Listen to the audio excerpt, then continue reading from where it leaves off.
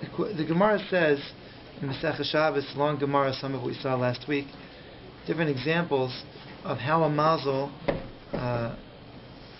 how the Kochavim and the stars and the constellations, how they could affect a person based on when they're born, and maybe also on the time of when a person, any time, not just when a person's born. But the Gemara says, for example, Haiman de b'madim yehei, somebody is born in Madim, so it's red. Someone said last week that it's Mars. I wasn't sure about that. Gever oshid dam yehei, so he's going to be somebody who spills blood. Amar Avashi. Avashi says a ganva, either he'll be a bandit, like a robber that's not scared to kill people, doesn't mind to kill them for their money. A umna, or he'll be a bloodletter, that's like a doctor. A tabcha, or he'll be a shayche, a butcher. A mahula, or he'll be a maya. So then we had Rav had a question, Rabbi has an answer, but the question is that there's another similar Gemara that says Haiman de b'tzedek yehei gever tzadkon yehei. So if he could be a tzaddik. What type of tzaddik? Amar Nachman Yitzchak v'tzadkon b'mitzvahs. So Al Kapanim, the question is that if a person could have a predilection that he's going to do mitzvahs, or he's going to be pulled after Aveiros, so where's the whole room for schar, for reward, for punishment? If a person is born that he's prone towards Aveiros, he's prone towards killing, he's prone towards being a tzaddik, a little tzaddikal, so then he doesn't use the word bechira, but why are we getting rewarded and punished if it's basically this is the way a person's set up, they're programmed based on the MAZAL that they were born in. So the Ran gives two answers. And the first answer is that it doesn't have to be. A person could be prone towards something, but they don't have to, they're not forced to go with that. It means that, for example, he says a person who's Nolan and Tzedek, he won't for sure be a tzaddik. He's prepared for it. He's ready for it. I guess we could say about Moshe Rabbeinu, when he was born, the whole house filled with lights. There was something special about this baby. Now, was that because of what Hashem had in store for him in the Kedusha?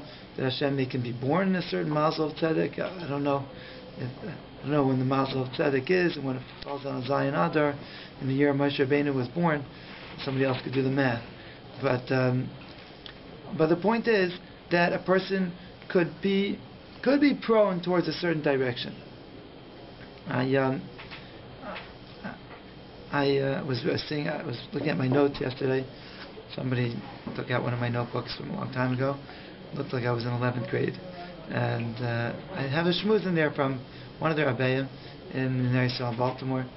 And anyway, he was saying over a piece from Rav Hutner, and Rav Hutner was saying how the midah of kas and the midah of gevura, of this strength and heat and power, it comes from the same place. And Yitzchak was the midah of gevura, and Yosef was the midah of gevura, of being a tzaddik, and he was the one who was able to overcome Esav, who had that midah for the bad side. He was the one who had that midah of Yitzchak, but he took it to spill blood, and the strength was for Ritzicha. So there could be something that could be used l'tzad HaRan, l'tzad HaTov. So again, the Ran saying two ideas. It's presented clearly. The first idea is that even if you're prone towards a certain way, you don't have to go after that. You could be, let's say, weak, and you can build yourself up and become strong, even though you weren't born strong. Just using that as a muscle. The second thing is that even if a person has a MAZAL and they don't change it and they don't go and against what they're prone towards, they could still use it for the good side. They could take that same midah and use it for something else. So the first idea, the Ran says, a deep idea, that there's different levels of a person. The level that a MAZAL affects a person is on the physical, maybe emotional level. That's where it affects a person. So, but that's not the deepest level of a person. There's a deeper level, the nefesh and the neshama, that could overcome that level. So a person, the reason why a person is not forced in by their MAZAL is because the MAZAL, let's say, works on the mareches of the teva, on the natural level, on the level of the way things are naturally set up, programmed. But a person has bechira, a person could choose mitzvahs and aveiros. This is above the mareches of teva. So if a person doesn't have to be meshubad when it comes to doing an aveira, doing a mitzvah, to that which physically they're prone towards. They could still overcome. They could still choose it, no matter how strong it is.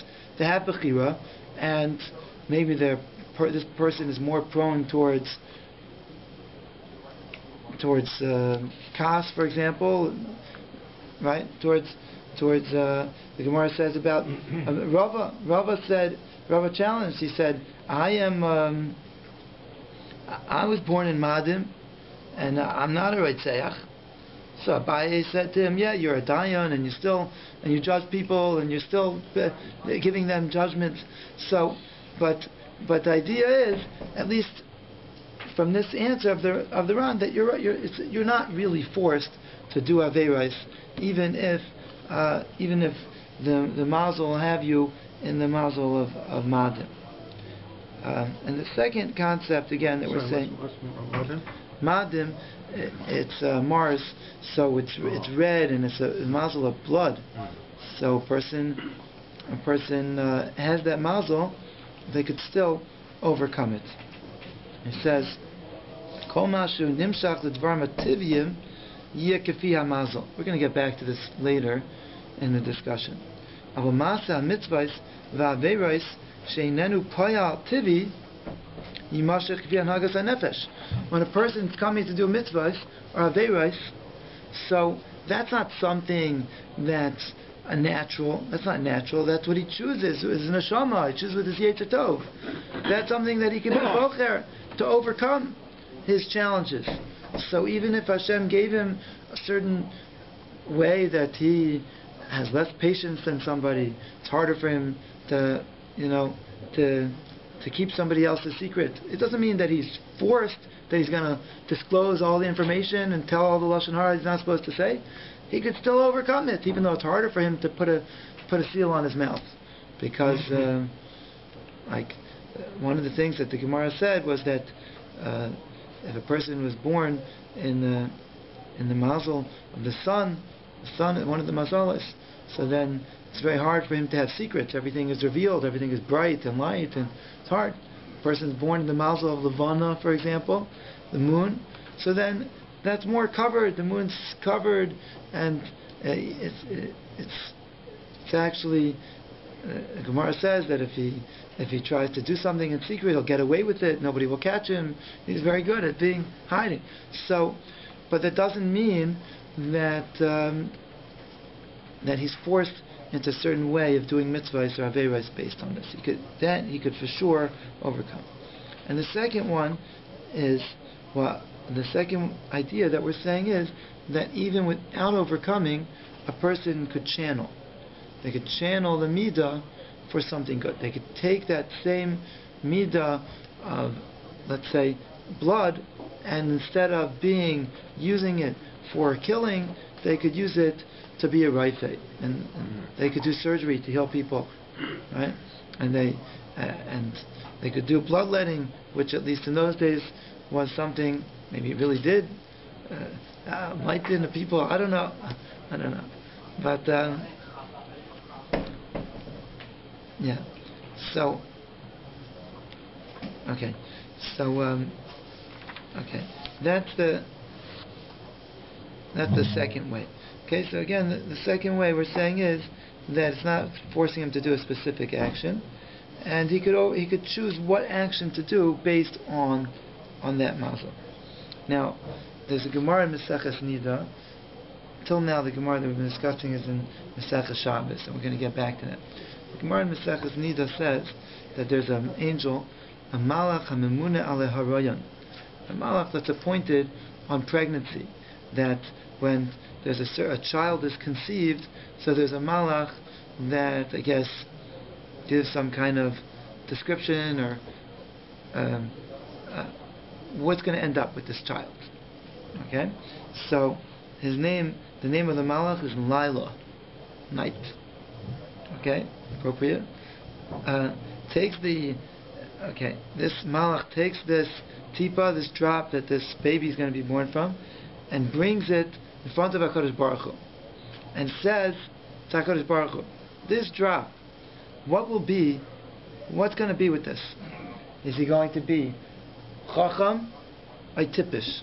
Is he going to be wise or foolish? And there's another question. Ashir or ani?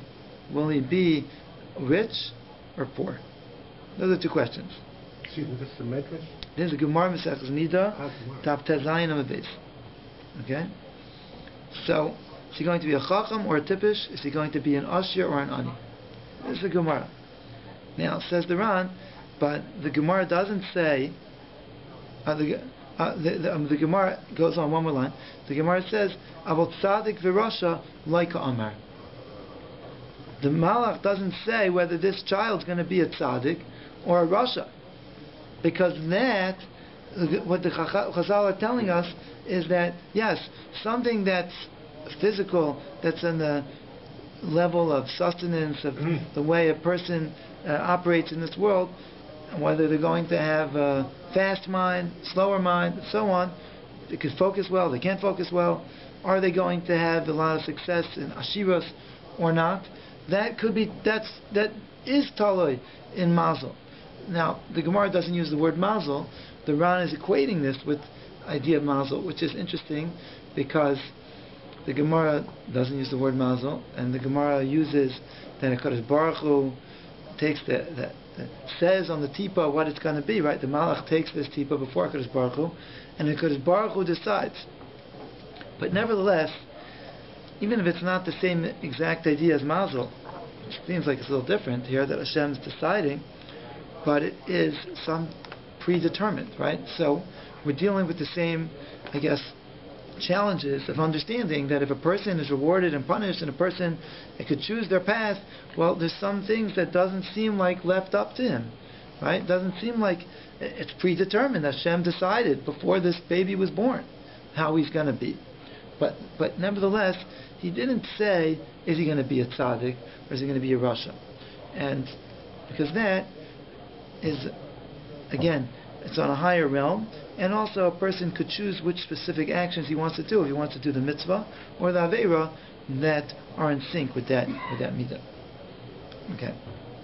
Now, what we want to explain now is going flying back to the Gemara and Shabbos that we discussed to get better further into this discussion that there really is a machlokas. There's two opinions, machlokas of Chanina and Rabbi Yochanan, about how strong the force of mazalais are, zodiacs over a person.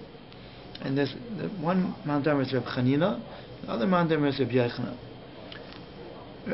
Rabbi Chanina says that mazal machkim, like we just mentioned in Marnida, machkim brings a person. It could be determined whether a person is going to be a chacham or tipish, and mashir, right, ashir or ani.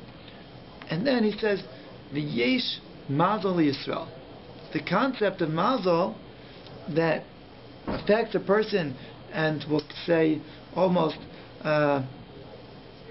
dictates for a person, controls a person. That's also for Klal Yisrael. But Rabbi Akiva says ein mazal. And there's other shittas, a whole list. Rabbi Yochanan is the first one of them in the Gemara that argues with Reb Chanina, and he says that ein mazal Yisrael. That's what Rabbi Yochanan says. Now, what does Rabbi Yochanan mean, ein mazal Yisrael? So the Ran makes the following point. Rabbi Yochanan doesn't mean that, he does not mean that mazalas have no force over Klal Yisrael. It doesn't mean that the whole idea of mazalas, of zodiacs, had nothing to do with Klal Yisrael. It doesn't mean that. Rashi explains the Gemara there, and the Ran says that if you look in the Gemara from the different stories, you'll see that this is what the Gemara means. But Rashi explains that what Rabbi Yochanan means is that for sure a person is born with certain predilection and chacham, right? Chacham or tipish, asher ani. A person is affected by the mazalas, and the status quo is that whatever was decided, whatever mazal he's in, that's what he's in. What ein mazal Yisrael means is that he could daven, and he could give tzedakah, he could have a certain special schus, and that could change. That could change his situation. So what ein mazal Yisrael means is that we're not forced to stay under that mazal. We could get out of it. The Ram's going to explain this more, but we have to understand that he says ein shum chacham chalek. None of the opinions disagree. She'ein lemazal yecheles on the Maisa mitzvahs and aveiros, the mazal has no shlita, no power. But when it comes to things which aren't mitzvahs and aveiros, like wisdom, right, or oisher, wealth, and similar things like that, we'll see a couple more in a second. That's when we have the mazal. And once we have the mazal, then we have a machlokes. How strong is that force of the mazal on a person? Could his tefillah and his staka and his maisim and zchuyas overcome it, or not? You say Mishane Malka, Mishane Mazal, right? Yes. So is that part of the Ram's... Yeah. What's going to fit in a second? I don't know. In the part that I saw, I didn't see him quote that Chazal, but definitely such a thing. A person is not having atzlacha in one place, they don't have children in one place, to move to a new place, like Avraham Avinu moved to after he went to Eretz Yisrael, and then and he was able to have children. That would fit in with the notion that we do have a mazel, but we are able to overcome it. Yeah, I'm going to qualify that in a second. We're going to define that of overcoming in a second, because there is a nuance here where there's an argument, there's a debate between Rav Yochanan and Rav Chanina that they don't agree. There's something they don't agree on here of Yesh Mazal Yisrael or Ein Mazal Yisrael. And what Rav Yochanan is saying, that you could daven and you could overcome it, or you could have zechuyas and mitzvahs and you could overcome it. It seems like Rav Chanina says that you can't do that. So we're going to have a big question on this. The question is, let's just quote one more Chazal that backs up this idea of Mazal governing a person's life in terms of, let's just say, their general well-being, not their merits and tzaddik and rasha and mitzvahs and aveiros, but the general well-being. The Gemara says, Ma'id Katan Daf Chav Chesam Menahod, Bani, which means children, Chayi, which means life, maybe I guess how long a person lives, or their general health, perhaps, Umizaini, and sustenance, a person's mizainis, La b'schus Talia Milsa, Ela b'mazla Talia Milsa. Gemara in Ma'id Katan. So the Ran says that the Gemara's picking things, Advarim Agufiyim, La Advarim Nafshiyim. These aren't spiritual matters of a person, spiritual level that a person's on. This is a person, let's say, the deck of cards that they're given to deal with. But how many mitzvahs they earn, or how much emunah they have in Hashem, how much Yiras Shamayim, that's not being discussed here. But this is major. Yeah, you're going to have children, you're not going to have children, that's totally in Mazal.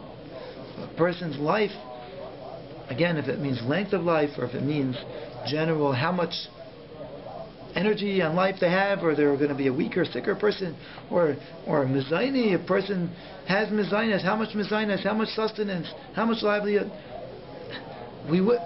This is totally in MAZAL.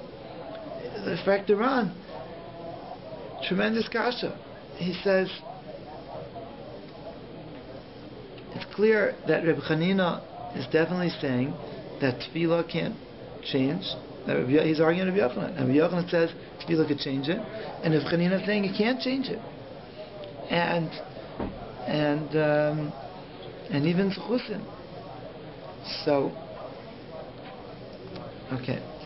Now he brings a different Manda Amrim, like you said. Rabbi Akiva was one of those, and who held Ein Mazal Yisrael. But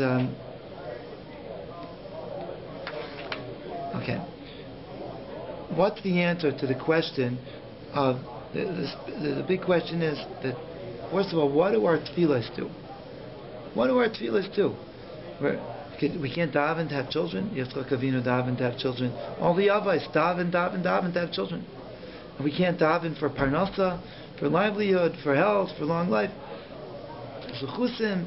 The Torah is full with promises, with haftakos that we say in Shema every day. Right? You're going to do the Ratzon of Hashem. You're going to have plenty. You're going to have bounty. You're going to have a lot, sustenance, mezainos. So, so no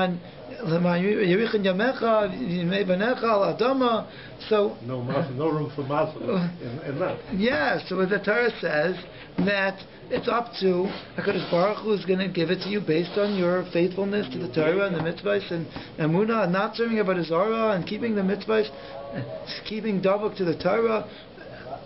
What's going on? HaRan says that if we think about it, there are two ways that a person can escape the danger. Let's give an example of a fire. He gives this example that a person could be saved from a fire. So there's a raging fire, and a person could run across the street to get out of the fire. The fire is still there. It's too strong for them to put it out. The power, if we use the fire as the muscle, and the power of the MAZAL as the nimshal, the power of the MAZAL or the fire, that's there. But there's such a concept of, even when the fire is there, a person sometimes could run away from it. They could get out of it. They could run across the street. The HaRan says there's a similar, in the same vein, that a person could get out of it even when he's still there. So with this special siyata d'shmaya, Hashem could give a person an idea in his head to do something, and that we'll be able to protect him.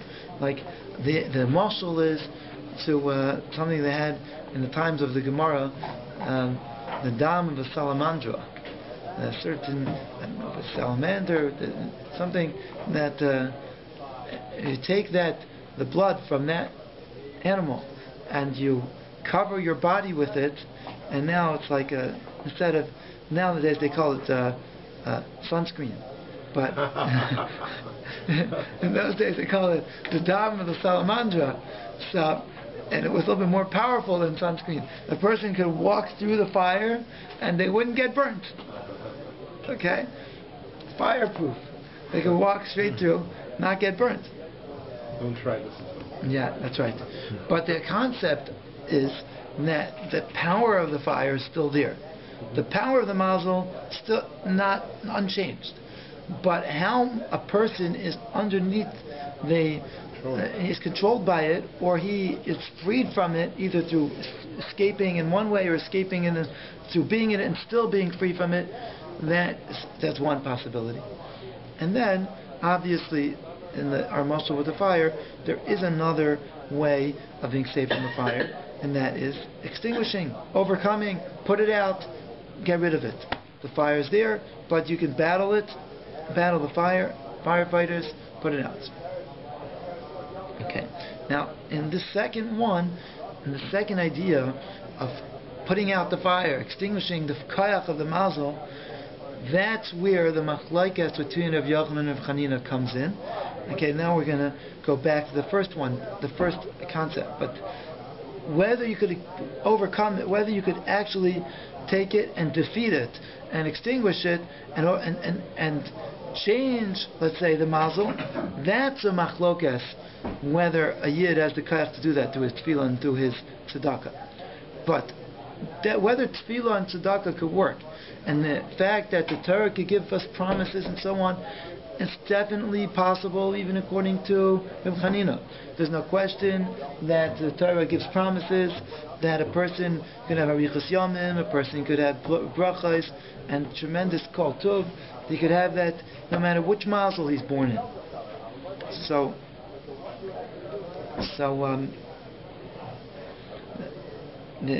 okay. We can side for a second and see what else we could bring out to explain this a little bit better. So we gave the mashal with the fire. It's getting more confusing, actually. Is it? I think it. Okay, we'll make a sikkum in a second. So where the person can change their mazel if they want to. Yeah, that's the machlokes. A person could change their mazel. Mazel is oil. What is it? Why should it be a default that ein mazel is oil? Because why? Because the Klal Yisrael has a certain special hashgacha from a Kodesh Baruch Hu. Kodesh Baruch Hu takes care of a person. So hashgacha pratis could say that even though, if we would leave you to the natural means, the way the world's set up, you would be this type of person. You would be this would be your lot in life, and that's not a pella. That's not strange because there is a general way that the world works. B'derech hateva, we see that all over. We see around us. There is a framework the world's working in, and then still Hashem does nisim. There are miracles. Hashem is hashgacha pratis. So it could be the same thing within Mazel. That there could be. They have an expression in Yiddish when somebody happens, one will say, "I'm Mazel for my goy." The goy is good Mazel. Yeah.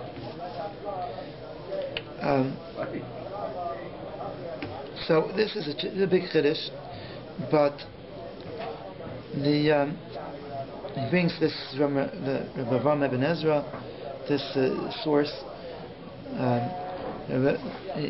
He says that he makes an example from that. I think this was in Klal Yisrael in Mitzrayim, that HaKadosh Baruch Hu says that Nazan Belibam, says Hashem gave them in their heart an idea. He was talking about Moshe and Aaron. So they should leave the city.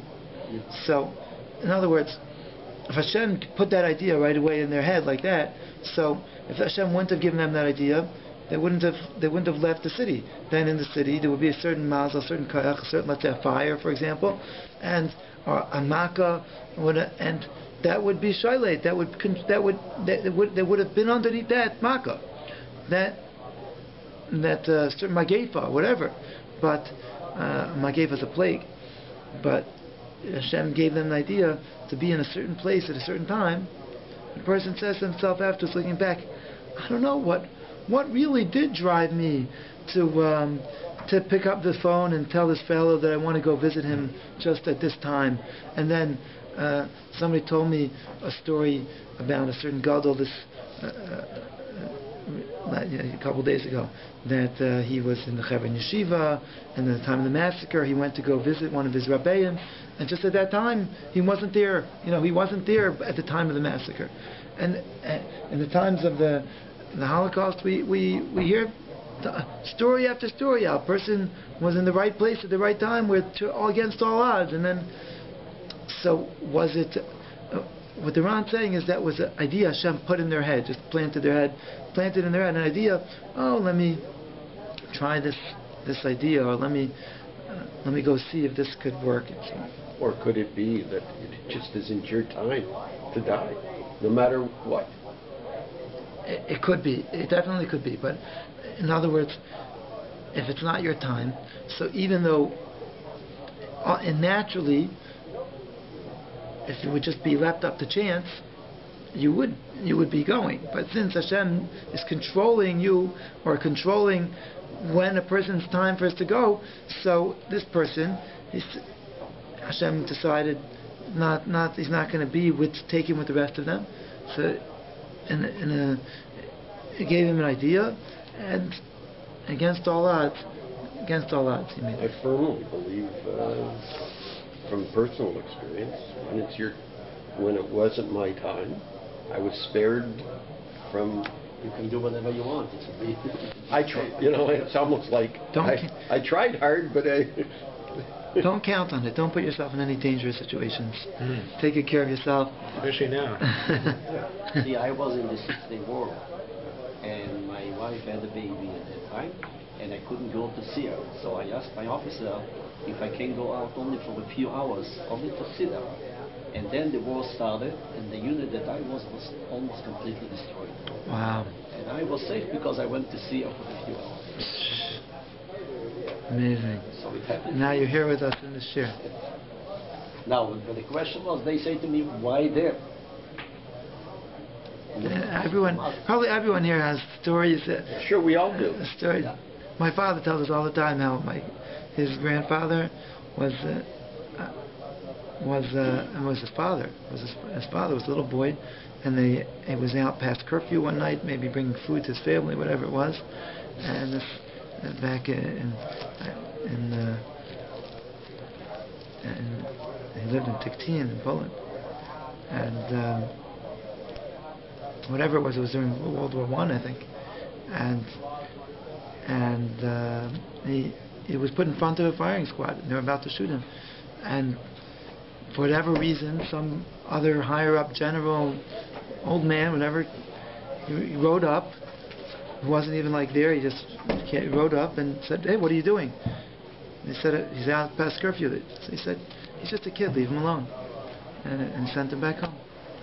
So then you have the whole mishpacha comes from such a thing. I think we all here have to be grateful that we were born now. Because we'd all have. Who doesn't have an appendix? Absolutely. 100 years ago. So there's And tremendous antibiotic. chiddush. Tremendous yes, yeah. Like crazy things. Or simple things. Tremendous chiddush in the Ran here. Maybe other Rishonim say it, and maybe it's not such a big chiddush like I think it is, but to me, the fact that we have Hashgacha Pratis and Hashem taking care of us, Bifrat, this is in our blood. Hashem, we grew up with this, and we have to always be mechazik in this. The Ran says that it's not simple. In other words, what he says is that there is a kayach of a mazal, and there is a kayach of when a person has to be escaped from his mazal, because otherwise, if he's still there, he'll be underneath the control of it. And a person has to have an extra special schus to be able to be saved. Which and he says with this we can understand two things, and I'm going to try to explain it briefly. Really, to get a better understanding, we have to go through this slower. But the first thing that he explains is that concept of the makas b'chayros, that Hashem says that on the day that I killed all of the firstborn of the Egyptians, on that day I acquired for myself all the firstborn of the Jewish people. And then when they sinned with the Chera Egel, so Hashem says on that time I take Shevet Levi, and Klal Yisrael has to give me Shevet Levi instead. They have to replace the Kahuna that was by the Bechor. Now it should go to Shevet Levi instead. The Ran says, imagine if a king would say to a subject of his, he say, I acquired you. You're mine. You know why? Because so and so, he just murdered somebody, and I killed him, and I didn't kill you. So because I didn't kill you, you owe your life to me. Say, what are you talking about? He murdered somebody. He was an Egyptian. They were persecuting the Jewish people. They had an einish coming to them, makas b'chayros. I'm a Yid. there's no reason why I should get Makas B'charis. Why did you acquire me? Just because you killed the B'char of the Mitzri and you didn't kill the B'char of the Yisrael? Inspector Ron, what do you mean you acquired me because you killed the Egyptian B'char and you didn't kill the Jewish B'char? And the Ran says that Al Pi Pshat, the Inyan of B'char is totally on Peter Rechem. It says you have Midrashim not like that, but Al Derech Pshat, the Peter Rechem means the mother's firstborn, the first one that came from this womb. And he says there definitely is something different physically about a firstborn than another child. How it manifests itself, I don't know, you have to speak to the Ran or somebody maybe who knows what it is. But if HaKadosh Baruch Hu wants to bring a makkah to Bechor, he could send a makkah that will go to all Bechor, every firstborn, and it's so to speak programmed. We'll call it hashpah, that Hashem sending down that there should be a makkah Bechoros. And if you're a Bechor, you should be under that makkah. And if you're not under that makkah, it's because Hashem pulled you out and saved you. Because if not, you're in the same MAZAL, so to speak. You're in the same hashpah of the Bechor, and you should be taken too. Now, this doesn't sit well with us, this concept, because where's the hashgacha pratis? I don't deserve to die. Why should I be taken? So, but the Ran says, and again, I see that this is the part that I see is tremendous chiddush, is that it works this way. That if we pass him like Rabbi Yochanan, let's say we don't pass like Rabbi Chanina, if you pass like Rabbi Chanina, then even I don't think we got to go like Rabbi Yochanan because most of the shitas go like Rabbi Yochanan. But according to Rabbi Chanina, the only way out is the MAZAL can never be vanquished. It can never be extinguished. The only thing that you could do is you could somehow escape it, and that takes special siyata d'shmaya. And according to Rabbi Yochanan, you can actually change the MAZAL, overcome it. Hashem could say, like one of the Mandorim says by Avram Avinu, Hashem says, what's the problem? The problem is that the MAZAL's on this side of the Rakia, so I'll take it and I'll switch it to the other side. I'll change the whole MAZAL for you, Avram. So maybe it's not the MAZAL that's changing, maybe it's the person that's changing. In other words, if you say the person with this character traits was born under this MAZAL, now that person works very hard on himself to change those traits to positive traits, then it's not the same person anymore. Interesting. Saying that through his zuchusim, through his working on himself, with the MAZAL, but since he changed the person himself, there's no more association with the particular MAZAL. Okay, what do we do if someone's very sick? We change their name.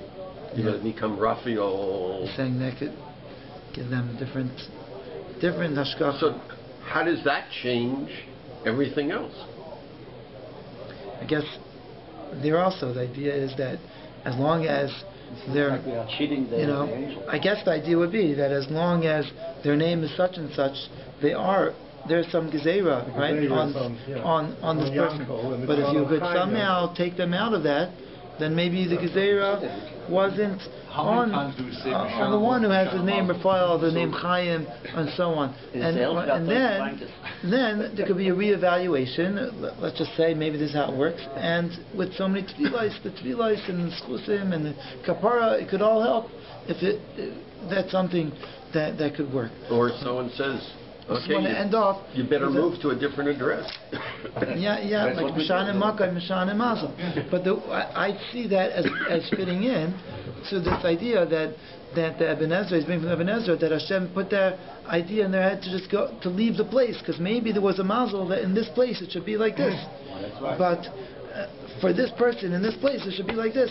So they go to a new place. It could be different for them. If I could raise one matter. It seems as if Rabbi Chanina and Rabbi Yeshua, Yochanan, both accept the Goyim MAZAL does control. That's what it seems like. That's implicit. That's definitely implicit. Yes. Yeah. But that doesn't mean to be righteous or non-righteous. Again, even that's not what we're discussing.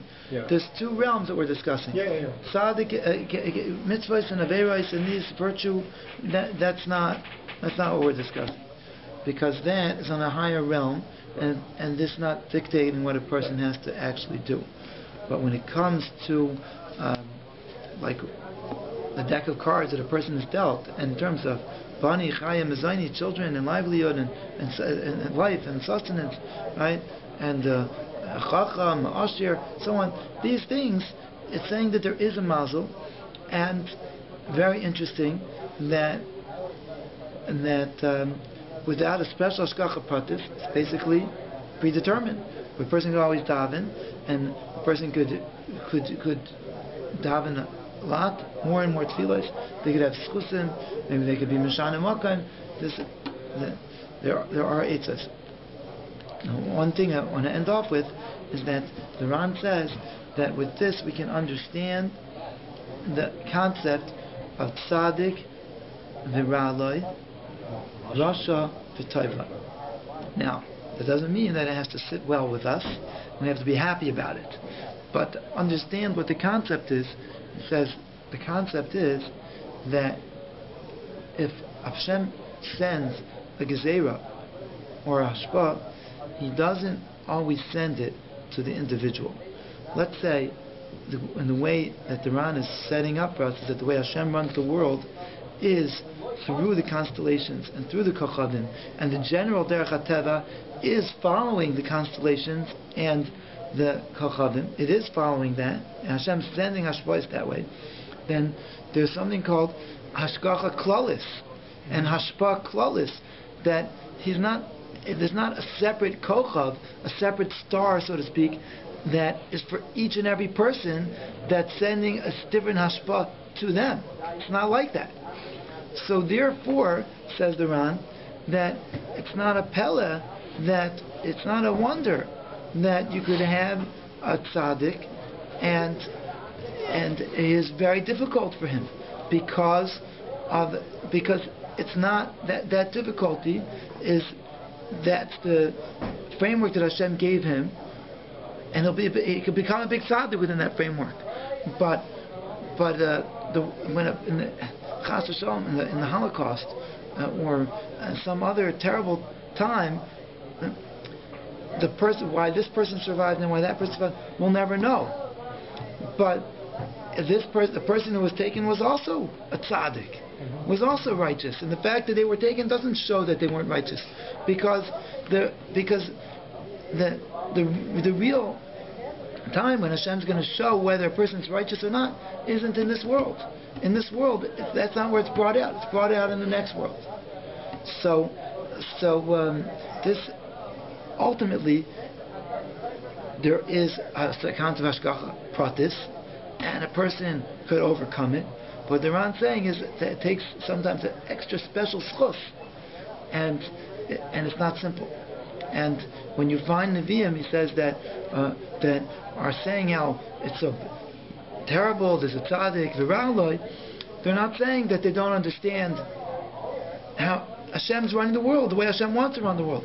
But they're just saying that it has to be like this, HaKadosh Baruch Hu. It has to be that you have even a tzaddik v'raloi, even that, but we should all be zeicha, that we should be able to see the door. We should be the Mashiach, the Kenu, B'meir and we should be zeicha to Kula Shlema, where the Yichud Hashem, the power of Hashem, is totally clear.